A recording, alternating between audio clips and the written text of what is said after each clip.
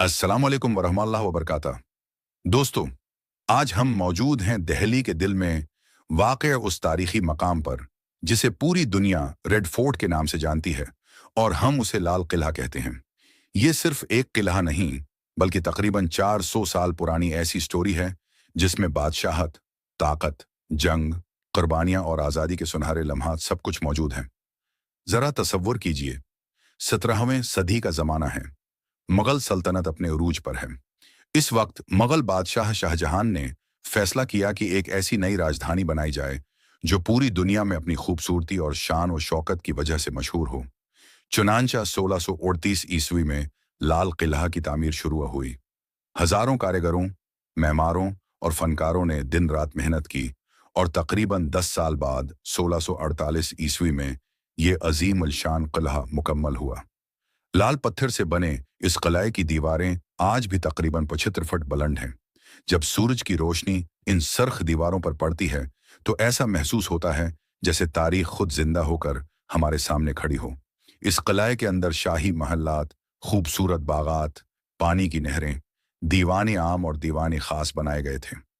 दीवान आम वो जगह थी जहां बादशाह अवाम की शिकायत सुनता था, जबकि दीवान खास में सल्तनत के बड़े बड़े फैसले होते थे।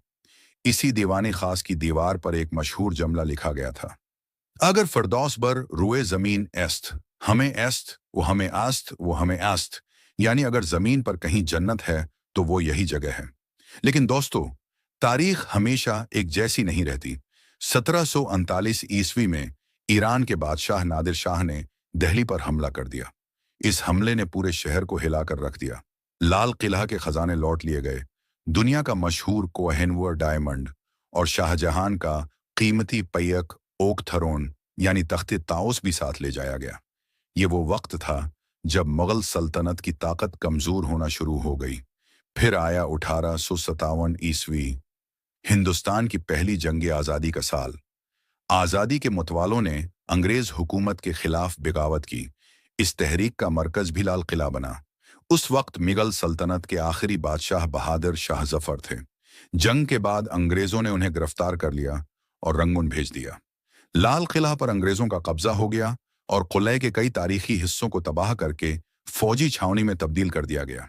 मगर दोस्तों, हर अंधेरी रात के बाद एक रोशन सुबह जरूर आती है। बरसों की कुर्बानियों और जदोजहद के बाद आखिरकार 15 अगस्त 1947 का वो तारीखी दिन आया जब हिंदुस्तान आज़ाद हुआ। इसी लाल किला की फसील पर मलक के पहले वजीर आजम जवाहर लाल नेहरू ने पहली मर्तबा कौमी परचम लहराया। इस लम्हे ने लाल किला को सिर्फ एक तारीखी इमारत नहीं बल्कि आज़ादी की अलामत बना दिया। आज भी हर साल इंडिपेंडेंस डे के मौके पर भारत का वजीर आजम यहीं से कौम से खिताब करता है और तिरंगा लहराता है। अगर आप लाल किला की उन सरख दीवारों को गौर से देखें तो महसूस होगा कि ये दीवारें शाहजहां की शान, नादिर शाह की यलगार, बहादुर शाह जफर की बेबसी, मुजाहिदीनी आज़ादी की कुर्बानियों और आज़ाद भारत की खुशियों की खामोश गवाह हैं। आज लाल किला दुनिया भर के टूरिस्ट्स के लिए एक बड़ा अट्रैक्शन है और हिंदुस्तान की अजीम हेरिटेज का अहम हिस्सा है। दोस्तों, जब भी दिल्ली आएं तो लाल किला जरूर देखिए, क्योंकि यहाँ सिर्फ इमारतें नहीं बल्कि तारीख सांस लेती है। ये सिर्फ एक मॉन्यूमेंट नहीं बल्कि हिंदुस्तान की 400 साला दास्तान है। लाल किला की सरख फसीलें आज भी वक्त को ये पैगाम देती हैं कि सल्तनतें बदल जाती हैं, हुकूमतें बदल जाती हैं, मगर तारीख हमेशा जिंदा रहती है।